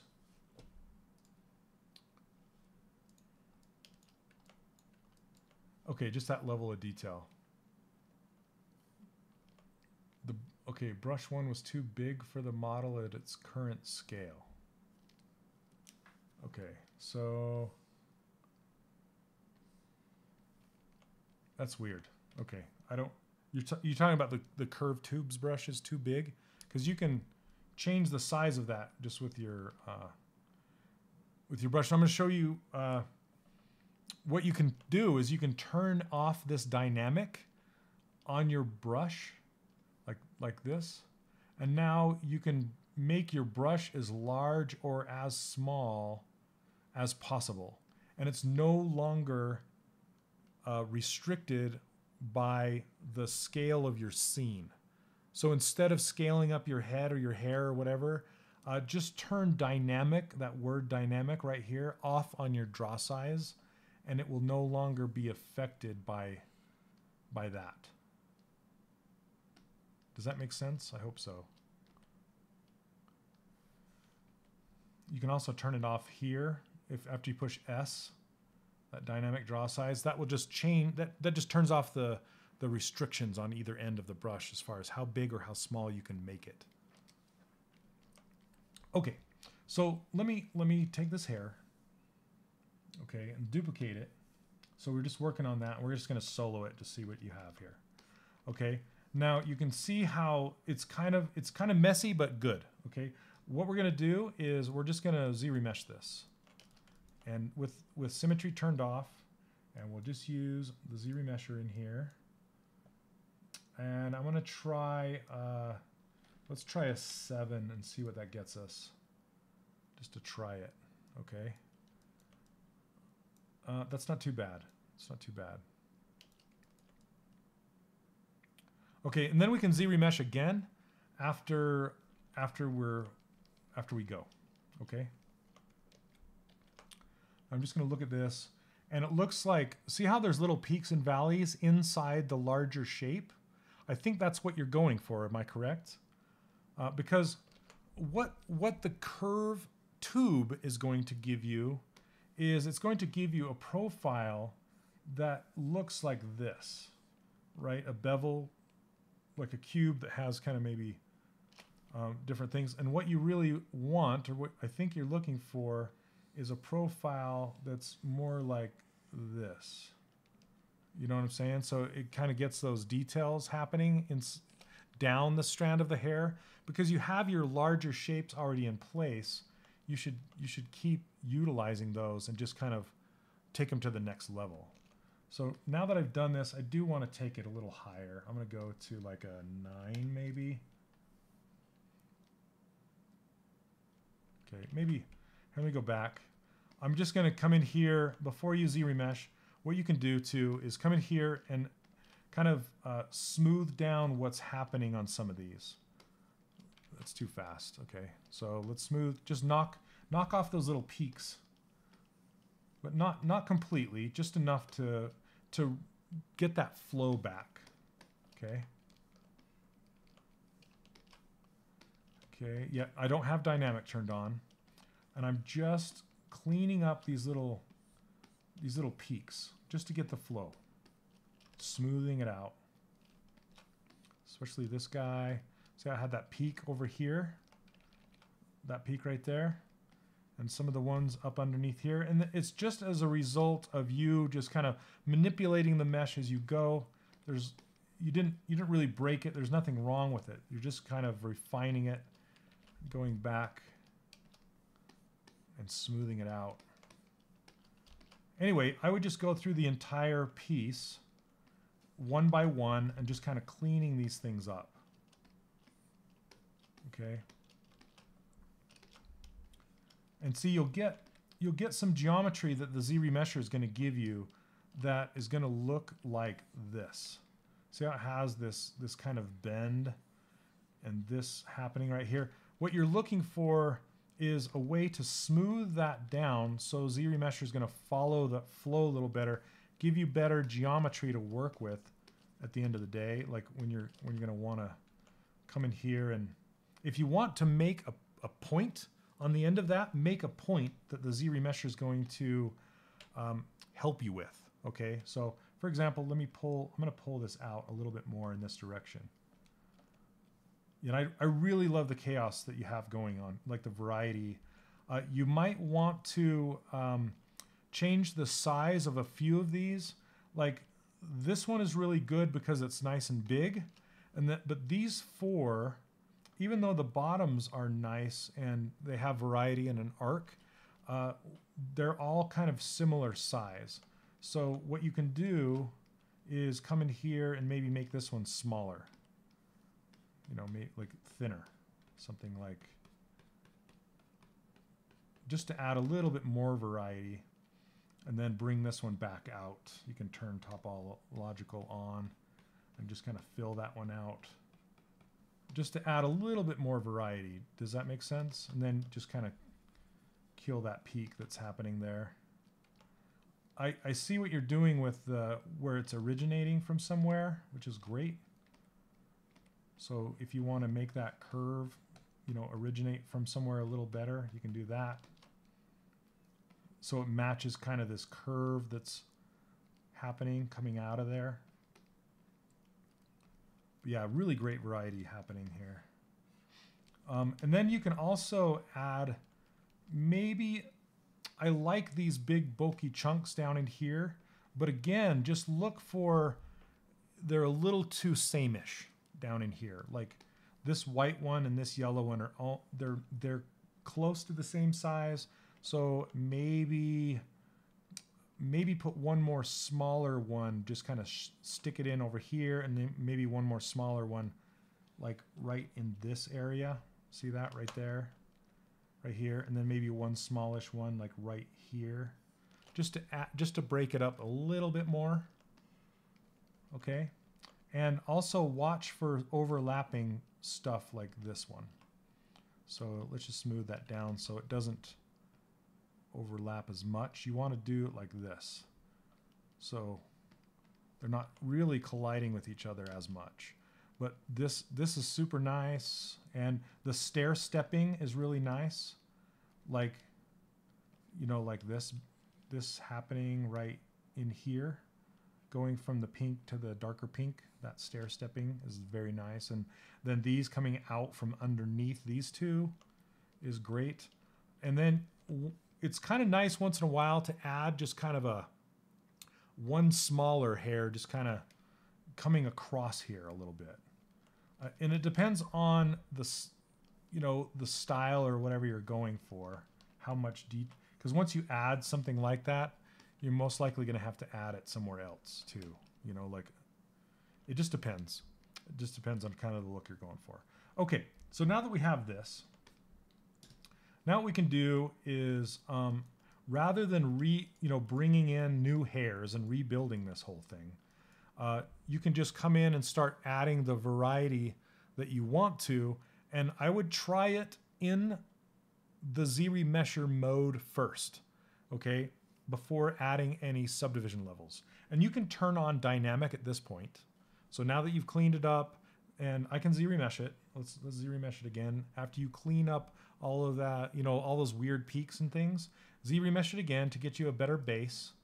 See how, for example, that the one that was giving you the weird ZRemesh right here, I think it was this one, was giving you that weird kind of bend geometry, but now it's flowing nice all the way down that hair, right? And where I made that tip peek out right there, ZRemesher rebuilt it and made a nice peak, and now you can kind of work with it. So now what you can turn this off. You can turn pinch on or detail on. It just depends. The difference between pinch and detail are they both make peaks and valleys, but pinch will actually displace the geometry underneath, and detail will only make it peak or valley. It won't actually gather the geometry into the center. Okay, so I tend to like to start with detail first and see if I can get what I want just by using that. And we can try it and see. And then what I look for when I'm doing this is I kind of look for just kind of where is it going to look natural for those extra little details to flow down the length of the hair. So if you look at hers, she's using kind of that rule of thirds. Okay, rule of thirds meaning you don't want to run the peaks and the valleys right down the center of the hair. You want it to be either, towards one side or the other. And for example, if you look at this hair right here, he's got a peak right there and a valley right there. And on this one, there's only one peak going down this one. And it's kind of the same for Tenchi's hair, or Tadashi's hair. I wish I could see his hair closer and kind of revolve it around a little closer. Let's see. And then you can see his, like maybe this one. This one crosses. So there's a lot of space here, and then there's a lot of space here. And this strand kind of goes down and it crosses over, and it just kind of helps with that entire flow, right? So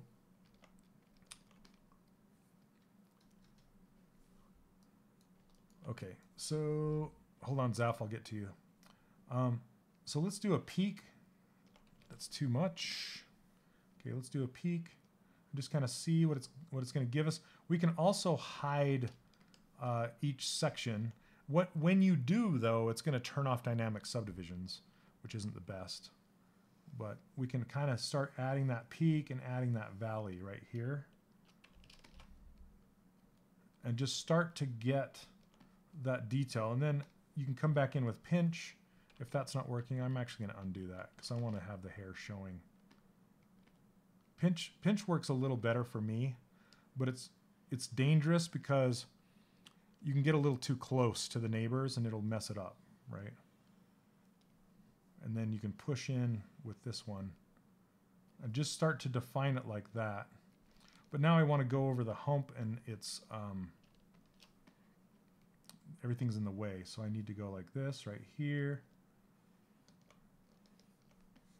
like that.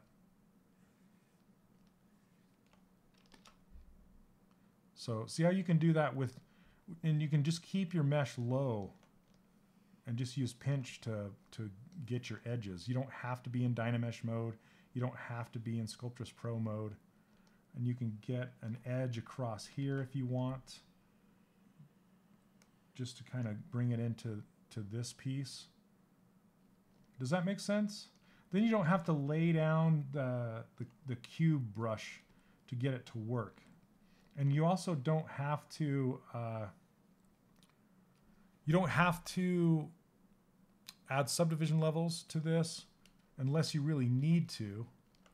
Mike, they are. Yep, they are. I need to add all the latest ones, but you can access all of these in the community. So the community is brand new, but all 3 of the episode 1, 2, and 3 of the student live streams, which I just barely started, I guess 3 weeks ago.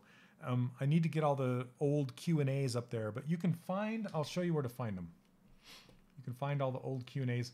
And a lot of students will say that the Q&As are probably the most beneficial part of the course because you learn so much from them, which is why I love to do them. But if you go to 3dcharacterworkshop.com, you go to your library by clicking on your name up here, go into your library. You'll have to log in most likely if you haven't logged in.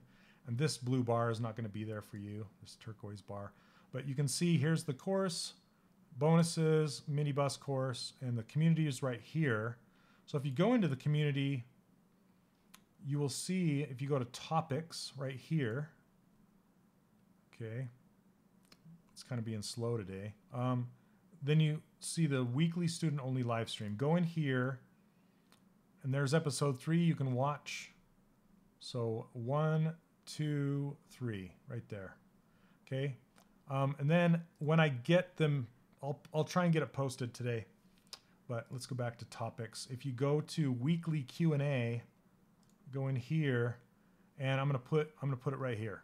Okay, you'll find all the weekly Q&As right there from here on out. Anyway. Okay, so if you go back to your library though, and you can get there by clicking this logo. Okay, so you go back to your library, you go to your bonuses. And then I don't know if you guys know this or not, but there's a shit ton of content in here. There's a lot of content, okay? So here's your resource guide. I moved a lot of this stuff out to your downloads. But you have how to render in KeyShot, how to prep your model in 3D printing, part 1 and 2. You have all of these industry pro interviews, like with Tyler Bulliard, with Ian, with Mike.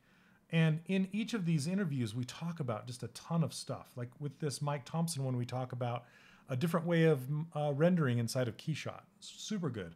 With Tyler, we talk about just his journey to take him to Disney Animation, and now he's working at DreamWorks as a modeler. So he still owes me his second part of his interview, where we're going to talk about what it takes to be a look dev artist for a big studio. So anyway, there's some with Steve. So here are the student feedback sessions, or quote unquote Q&A sessions. Okay. So there's a ton of information in these student feedback sessions, and I need to get the rest of them up here because I have more than this. And then there are additional tutorials that have been created by other students. So a lot of students will come into this course with a bunch of knowledge that they have learned from somewhere else. Like if somebody has a certain question on, how do you make hair? And like, Zhao Salsa, he's like, okay, this is how I make hair. And then, here's another, this is how he uses this hairbrush. And it's really fantastic information. Or somebody will ask like, Tim, how did you do that lighting setup? Oh, let me make this quick thing. And I will grab that out of the community and stick it in here as a tutorial so you can find it later. Okay. And then Sean Burke has made this awesome intro to Marvelous Designer. And then here is my, I started doing this Tuesday Inspiration. It kind of dropped off just because I got busy, but I want to do another one where I'm talking about Fortnite characters because there's some pretty good Fortnite characters. Anyway, here's one where I talk about the Brandon Lawless's character right there. You probably watched that one. And then this Tuesday Inspiration, you can go in there and watch that one. They're really good as far as like what makes these characters good. You know, why are they at the next level? What's it going to take my character to that next level? So I really enjoy doing that. I just need to do some more. Anyway, if you're looking for Q&A sessions or student feedback sessions, whatever you want to call it, they're right here and they're really good. There's some from the back when we had the Facebook group that I want to pull into here. Anyway, I'm still trying to get them all in there, but that's where you find them. Okay. Okay. So anyway, Mike, yeah, does that make sense at all? Is that enough detail for you to take them to the next level? If you're not happy with the level of detail that you're getting here, you can always add a subdivision level. But now that you've listened to this, you know the dangers of doing that. But it will get you that next level of detail if you don't have enough. Or you can Z-remesh it at a slightly higher level. Not a lot, just slightly higher. Because right now, you can see what the density of mesh that we're dealing with right here. So, excuse me, you could take it a little higher. So let's just try it really quick. But if you do, just know that it will most likely lose some of the curves or peaks and valleys that you've added like this. See how it just smoothed them out? Then you're going to have to go in there and redo them like this, but you will have a higher level of density. But you don't want to do like the Dynamesh level of density, because that's just going to give you nightmares. You know, it's going to be too much. Okay, so now like this, you can just kind of go, and I like to crisscross through here sometimes, just go from one side to the other, kind of following. So what I'm not doing, I'm not just going down the center like this. Okay, sometimes you can do that and it looks okay, but it's always better to do rule of thirds, crisscrossy, add some chaos, add some interest. You could start from one side and go to the other like this. That's a look you can do that's really nice. You can just keep it to one side and not cross, and then do the valley on the other side. But just make sure you are, utilizing your thick to thins, and you're utilizing just go against your natural instinct to keep things even. And that's the hardest thing to do as an artist. Like with these hairs, for example, you just want to go against your instincts to keep things nice and even. Try and add designed chaos wherever you can, if that makes sense. Okay. All right. So let me know if that's if that helps you out, Mike. This is a really nice model. I like it a lot, and I want to see you. I want to see you take it to the next level and do that Brandon Lawless treatment to the hair. It'd be really nice. Okay. I get what's called eye grains, which is really crazy. It doesn't hurt, but sometimes I lose a small portion of my vision when I look at a screen that goes white background with black text to a dark background with white text. If I quickly go back and forth, it will send my eyes into chaos, into this fizzy. It's really weird, and it lasts about 15 minutes, but it's happening right now, and so I just hope I can get through it. Just want to let you guys know, and it moves around my eyesight for those 15 minutes. Sometimes it's on the outer perimeter, sometimes it's in the center, and right now it's in the center, so it's hard for me to read. I have to use my peripheral. So yeah. Oh, so you think you're just oh, sorry, Stu. I said Mike because I started with Mike. Yeah, Stu. Okay. Yeah, I guess I'm just overthinking things with peaks and valleys and the clumps. Z-remeshing to knock off the kneecaps and preserve the points and pinch detail. Yep, you got it. You got it. Keep it simple. Keep it Z-remeshed.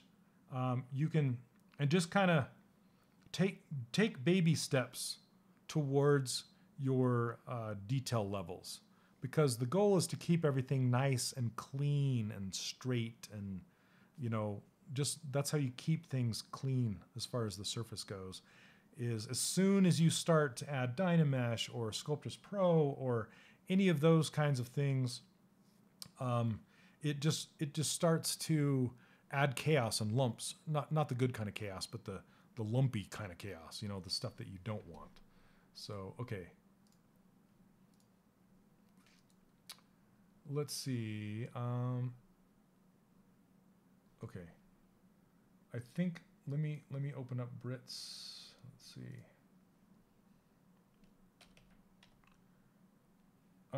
Let's see. I think I need to unzip it.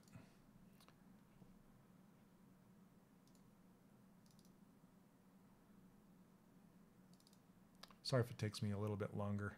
My eyeballs are freaking out. Do a search.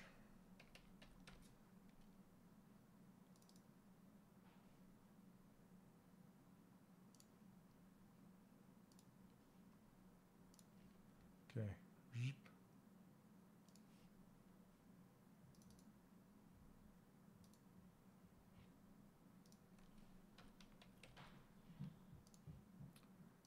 Okay.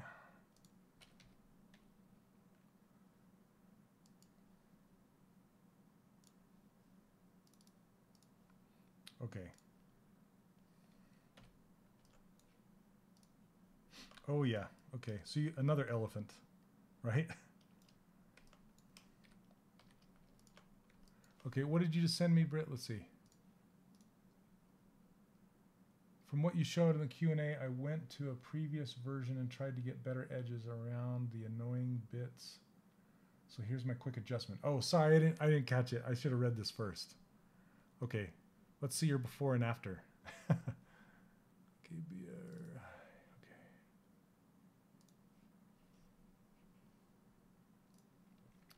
Sorry, give me 1 second, guys. Just need to unzip that one. If I can see.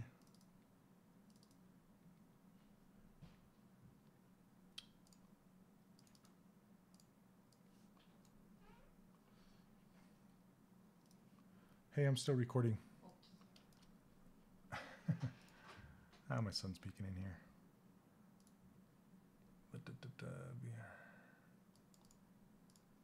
Okay. So did you just go back to your previous? Yeah, so just at this point, what I would do, because yeah, you're getting into details and stuff with your Z-Remesher, and you can clean this up really easily. But let's see, let me look at these two. And yeah, and okay, let me just show you really quickly with this tusk. I don't know. Let me look at this one. Let me go back to the chat here. No worries. The one you sent first is a huge mess.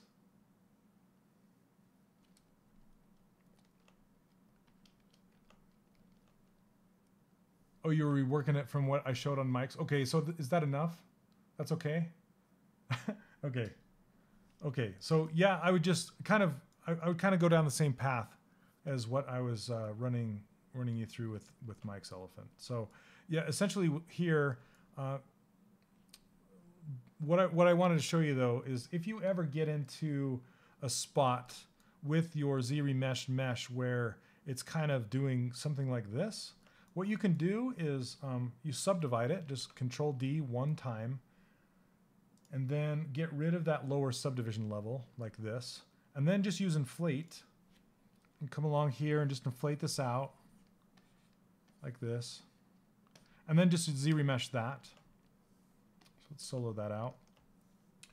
Okay, and I'm going to turn this down to like a 2. Let's try a 2. And there you go. Hold on a second.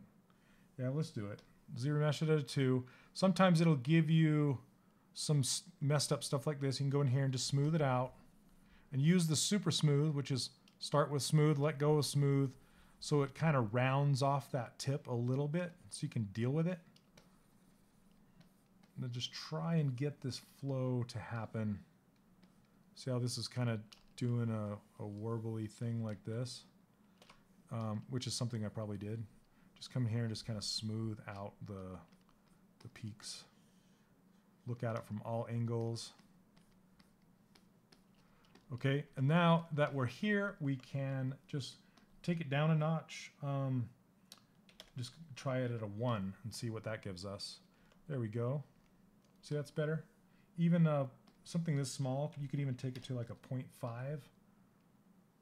And now we can turn on dynamics. And it's much easier to deal with something at this level of density than how it was before. Okay, so before it was like this, and after it's like this. Okay, so see how you can just kind of, it's easier to deal with. So if you ever get into that bind where your mesh is just kind of messed up, you don't know what to do with it, just kind of go through that technique. Hey, what's up, Kryn?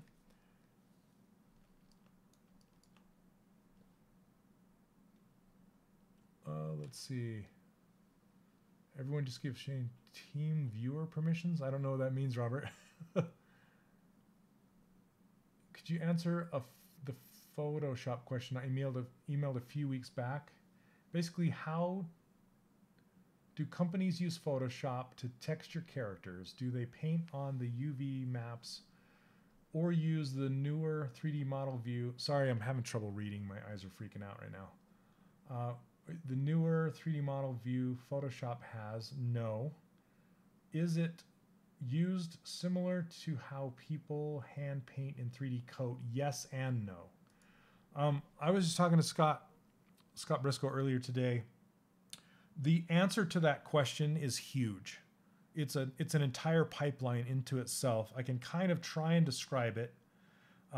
I'll try and nutshell it for you, but it would really take several hours to go through and really break down exactly how it works. But the bind I'm in right now is I have an NDA on Zenyatta. So I can't show you anything that I did on Zenyatta. So what I need to do is take the time to build a little sample model. I want to build a sample model and then do all the textures for that sample model so I don't cross or break any of my NDAs. And I can't use anything that's Blizzard specific, but I can show you the pipelines that most companies use if they're using Photoshop or Substance for that matter, because honestly, the Photoshop method is exactly the same as the Substance method, okay? And what I mean by that is just how Substance works, if you guys aren't familiar with it, is, I don't know why I have these headphones on, but how Substance works is you apply every single material to the entire mesh, okay? Like if you have an object that's partially metal, partially cloth, partially skin, partially hair, all that kind of stuff, you assign that material to the entire the entire model, or at least the entire UV group, which with Zenyatta, they had me UV every single object of that character inside one 4K map, okay? That goes against what I teach in the course. In the course, I teach how to separate out different things based on what they are. Like I UV'd the hair separate than the body, separate than the gun. What Blizzard or Overwatch team likes to do is they put their entire character onto one 4K map and they put their weapon on another smaller map, okay? So what you do with that, they still use the Marmoset workflow that I teach you, okay? They use curvature maps and ambient occlusion maps, and they use a special one called a top-down map. And how you get that top-down map is you make a world normal map. So there's a tangent normal map and there's a world space normal map. I don't know if you guys have seen those, but the tangent space normal map, hold on a second, sorry. The tangent space normal map is the purple normal map that you're used to, okay? With all the pretty colors, that's the tangent space, and you will use that one as well. That's your normal map that defines like your details on your surface, and I want to show you how to do that too. And the curvature map just helps define your normal map. So, and it just combines with your ambient occlusion map, but the curvature map will define the peaks and the valleys. So say, how can I explain it? Say you had a cube, okay, or say you just had a surface and it had a peak and it had a valley, and you colored it with purple, like a medium purple tone. All the peaks will be a lighter version of that same gray, and the valleys will be a darker version of that same gray, and that's what a curvature map is, okay? And you can use that, and then you can tint it. You can use that gradient or the grayscale map that it produces, and you can tint it with a color. And you can tint that inside of Photoshop. So inside Photoshop, sorry, let me go back. I'm just trying to get this straight in my head. When I say you apply a material to the entire character, you do that and then you mask everything out that is not that material type. Like say you had a gun and the handle was made of wood and the rest was made of metal, okay? You would assign the wood to the entire gun, and then you would mask out everything except for that wood handle on your UV map set. Okay, so that's where you would begin. Then you would add your ambient occlusion on top of that, and then you would adjust it, just kind of like I show in Marmoset, how you adjust it and kind of get it to the right opacity to help enhance it, okay?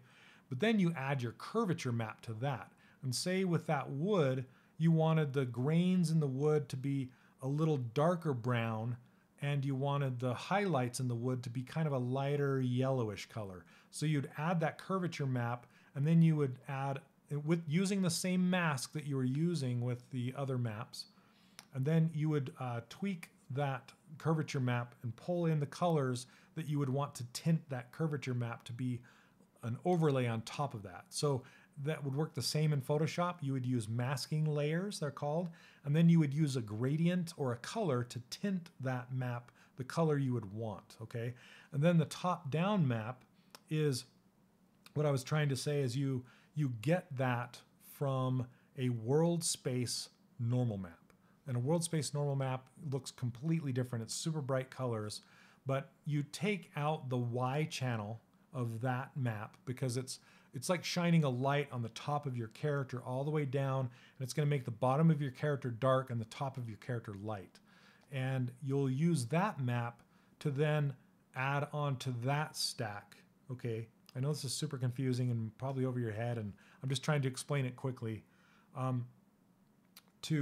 Like for that gun, so it would add a natural gradient in that wooden grip to be darker at the bottom and go lighter as it goes up. And then you can tint that with a color as well. Like say you tint it with a purple or something to just make it more rich and vibrant. It's kind of hard to explain when you can't see it, but when you see it in action, it really makes those textures pop, okay? And then you do the same thing for all the materials on the rest of the character, but tweak them in different ways. And you also add it's like a handmade shininess map. So like roughness, if you're familiar with PBR, a roughness map, and you can assign, like you would assign the wood would have very high roughness. So you would mask out that area, and then you would make that a light, I think it's a darker color of gray because you don't want it that shiny. But then for the rest of the gun, you want it really shiny. So that would be almost a white to make it shiny and make the highlights shiny on it. So that's just kind of how you would use Photoshop or Substance. The workflow is almost the same. And then you would, when I say it's kind of like hand painting, at that point, what you can do is you can go into those layer masks inside either Photoshop or Substance and paint out, like, say, dust and scratches and things like that. In Substance, that stuff is done procedural. In Photoshop, that stuff is done by hand. So, like, Blizzard gave me some specific brushes that did scratches and dents and things like that. And essentially all I did was I painted on a layer mask to reveal those scratches, and then I tinted those scratches a color. Instead of going in on the actual texture and hand painting in the scratches, I would do it on a mask layer. And the reason why you do that is because it makes it non-destructive. It makes it editable. So say I had too many scratches in an area. Well, if I painted right on the surface, it'd be a hell of a time to go back in there and remove those scratches. So I just go to the scratch masked layer, and I just go back in and paint black over those scratches, because I'm actually painting in white on the mask to reveal the color underneath. So say maybe the scratches on the wood are like a bright orange or something like that, or bright yellow, because a scratch on a wood is actually going to scratch the stain off and reveal the wood underneath. So it's going to be like a pine colored yellowish orange color, right? And that would be the color that layered mask would be taking on. So if I scratch it, it's going to reveal that color, and that's going to be another overlay on top of that, if that makes sense. So there's kind of your nutshell version of how to texture in Photoshop and Substance. But I really plan on building something small that has several different types of textures, and just kind of going through and showing you guys how to texture that way. But it's going to be a heck of a lot of work, and I don't know. I just need to find the time to put it together and do it. Hey James, what's up? Yeah, with material IDs and that kind of stuff. So let me roll back, because I was looking at the camera and not at the chat. So let me roll back. All right. Basically, how do companies use Photoshop? Okay, that's where I left off.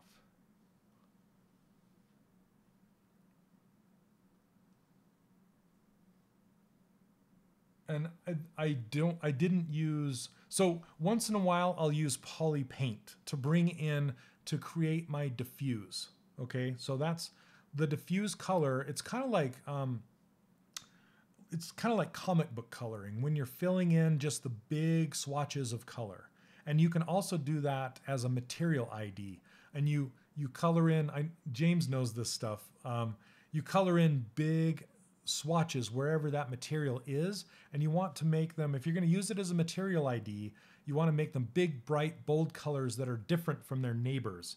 And that will act as a selection set. So everything that's pink is going to be one material. Everything that's yellow is going to be another. Everything that's blue is going to be another. And you'll actually use that to select your colors and define your masks with those things. So it's hard to give you kind of this nutshell version of how Substance or Photoshop works. But using those material IDs, when I worked on the Blizzard character, I actually used a material ID, and I used Poly Paint as a diffuse layer. So the color layer is the very base layer.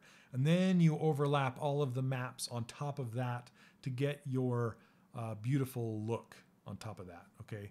And I don't go into that detail into the course right now. I give you the very base level of texturing, where it's just like, make your maps, apply your materials, and then bake them all to produce maps that are Disney Infinity level of what we did. We didn't go into, we didn't take it to the Overwatch level. We took it to the Infinity level, and I teach you how to do the Infinity level in the course exactly. Like, I didn't take it much past that for Infinity, but for Overwatch, I took it way farther past that. So I really want to either make a new product, and because it's many hours of training, I believe it's going to be. I don't know. We'll have to see when I get there. So anyway, that's kind of in a nutshell. Okay. Okay. So it's 3:04. I need to wrap this up. Anthony, I think it was Anthony. Anthony, I will check out your model, but I'm not going to have time to talk about it today during the live Q&A. But I will give you a response in email if that's okay. So I'll check it out, and maybe I'll make you a GIF or something. Yeah, so we'll check that out. Anyway, guys, I hope this helped out. And it was fun as always. It was a blast. I love these Q&A sessions. I'm just trying to fit them into my life, and fit them into your life and get people to show up. So, yeah, it's been really cool today. And keep those questions coming. I'm probably gonna I might put out a poll to see when the best time to do Q&As and how often to do them. You know, we'll have to see. I might do one more just because it's the end of the student challenge and you guys are, it's a learning process. So I want you guys to have the answers you need instead of just kind of being left out in the cold with, before the challenge is over. So I might do one again next week. We'll see. But Fridays are kind of tough for me. That's all. So I might move them up earlier in the week. Anyway, I'll set out a poll. So, all right. Thanks, you guys. And thanks for hanging out and chatting with me today. I hope you learned a bunch of stuff. So, and we'll do it again. All right. So take care. Have a great week. And if you catch my live streams, I'll see you next Monday. If not, I'll catch you next Wednesday during the student only live stream. All right. Take care. We'll see you later.